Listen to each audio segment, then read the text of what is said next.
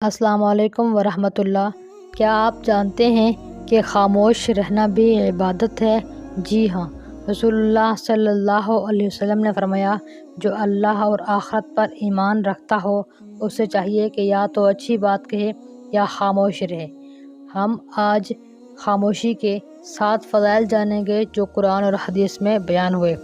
قرآن کریم کی روشنی میں سورۃ الاعراف میں اللہ کا فرمان ہے، اللہ کے فرمان کا مفہوم ہے، اور جب قرآن پڑھا جائے تو خاموشی سے سنو اور غور کرو تاکہ تم پر رحم کیا جائے۔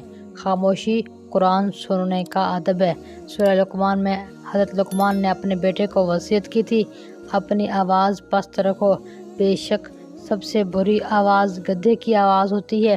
اکثر لوگوں کی عادت ہوتی ہے کہ چیخ چیخ کے بولتے ہیں، تو چیخ چیخ کر بولنا گدھے کی صفت ہے، انسانوں کی نہیں۔ اس سے بچیں، فضول باتوں سے خاموشی بہتر۔ نبی کریم صلی اللہ علیہ وسلم کا فرمان ہے، خاموشی اختیار کرو کیونکہ خاموشی شیطان کو بھگانے والی ہے اور دین میں تمہاری مددگار ہے۔ خاموشی شیطان کے وسوسوں سے حفاظت کرتی ہے۔ اور میرے آقا کا فرمان ہے، تم میں سے بہترین وہ ہے جس کی زبان اور ہاتھ سے دوسرے مسلمان محفوظ رہیں۔ اور خاموشی لوگوں کو تکلیف دینے سے بچاتی ہے۔ خاموشی کے دنیاوی اور روحانی فوائد: دل کی پرسکونی، فضول باتوں سے پرہیز کرنے سے ذہنی سکون ملتا ہے، دل پرسکون رہتا ہے۔ وقت کی بچت، خاموش رہ کر اچھے کاموں پر توجہ دی جا سکتی ہے، وقت بچا سکتے ہو۔ لوگوں کی عزت، کم بولنے والے کو عقل مند سمجھا جاتا ہے، کم بولنے والے کی عزت کی جاتی ہے، زیادہ بولنے والے کی نہیں۔ خاموش رہنا ہمیں کب چاہیے؟ جب غصہ ہو تب بھی ہم خاموشی اختیار کر لیں، جب کوئی فضول گفتگو کر رہا ہو تب بھی خاموش رہ جائیں، جب اللہ کی نافرمانی میں بولنے کا ہو تو پھر ہم چپ رہیں، اللہ کی نافرمانی نہ کہیں، حق بات بولیں۔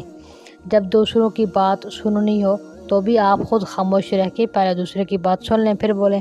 خاموش رہنا سیکھ لیں۔ جب آپ خاموش رہنا سیکھیں گے نا تو آپ کے اندر سے، آپ کے دل سے بہت کچھ آپ کو فائدہ ملے گا۔ زبان جب بند ہوتی ہے پھر ضمیر کی آواز اٹھتی ہے۔ اللہ پاک ہمیں خاموشی کی برکت عطا فرمائے اور ہمارے ہونٹوں کو ہمیشہ حق بات کے لیے کھولے، آمین۔ اگر آپ کو یہ ویڈیو پسند آئی ہو تو لائک کریں، شیئر کریں اور چینل کو سبسکرائب کرنا نہ بھولیے گا۔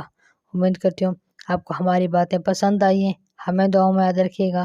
السلام علیکم ورحمۃ اللہ۔